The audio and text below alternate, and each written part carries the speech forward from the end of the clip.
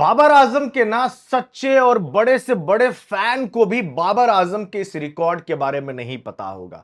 अब अविनाश भाई आपको यह बात बता रहा है और ये रिकॉर्ड के बारे में मेरे अलावा कहीं और आपको पता चला होगा तो बताइएगा कि नहीं यार अविनाश भाई आपसे ना पहले हम जानते थे इस रिकॉर्ड के बारे में।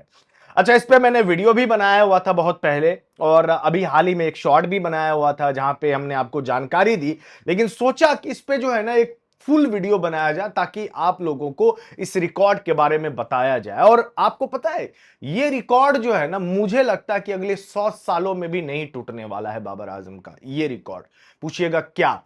आज से 10 साल पहले बाबर आजम ने इस रिकॉर्ड को बनाया था और ये रिकॉर्ड है एक ही देश में लगातार 5 ओडीआई शतक लगाने का। दिमाग हिल गया? हाँ हिल गया ना। अच्छा, अब आप सोच रहे होंगे यार बाबर आजम ने लगातार 3 सेंचुरी बनाई हुई है 2 मर्तबा, लेकिन 5 शतक उन्होंने कब बना दिया इसकी जानकारी दे देते हैं भाई।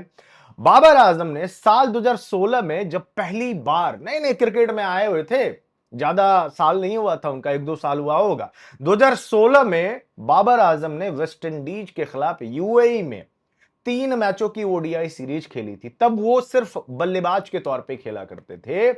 तो 3 शतक लगातार बाबर आजम ने बनाए थे, 3 शतक लगातार। और उसके बाद बाबर का खूब ज्यादा नाम होने लगा। यार देखो पाकिस्तान में कोई बैट्समैन आया हुआ जिसने इतने कम उम्र में जो है इन्होंने 3 लगातार शतक लगा दिए हैं। अच्छा, इसके बाद जैसे ये ओडीआई सीरीज खत्म हुआ, हालांकि उस ओडीआई सीरीज में बाबर आजम ने एक और रिकॉर्ड बनाया था।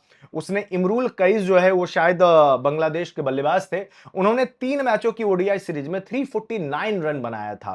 तो बाबर ने उनके इस रिकॉर्ड को तोड़ डाला और बाबर आजम ने उस सीरीज में 360 रन बनाए थे, जो किसी भी बल्लेबाज के द्वारा 3 मैचों की ओडीआई सीरीज में सबसे ज्यादा रन है। यह आज भी कायम है। हालांकि शुभमन गिल के पास यह मौका आया था, लेकिन शुभमन गिल बाबर आजम के इस रिकॉर्ड को नहीं तोड़ पाए। संयुक्त रूप से ज्वाइंटली शुभमन गिल और बाबर आजम ने 3 मैचों की ओडीआई सीरीज में सबसे ज्यादा 360 रन बनाए हुए हैं।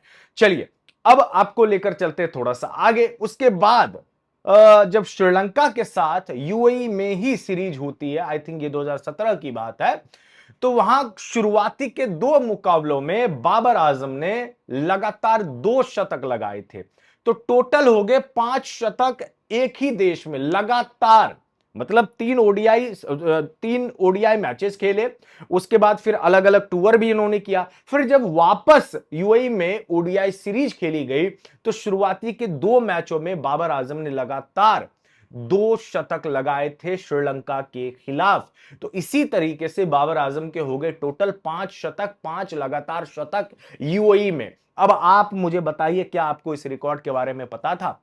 और सच बात बताऊं यार, मुझे नहीं लगता कि कोई भी बल्लेबाज जो है ना इस रिकॉर्ड को तोड़ पाएगा। अच्छा, बाबर ने जब इस रिकॉर्ड को बनाया ना, जब तोड़ा ना, एबी डिविलियर्स का रिकॉर्ड तोड़ा था।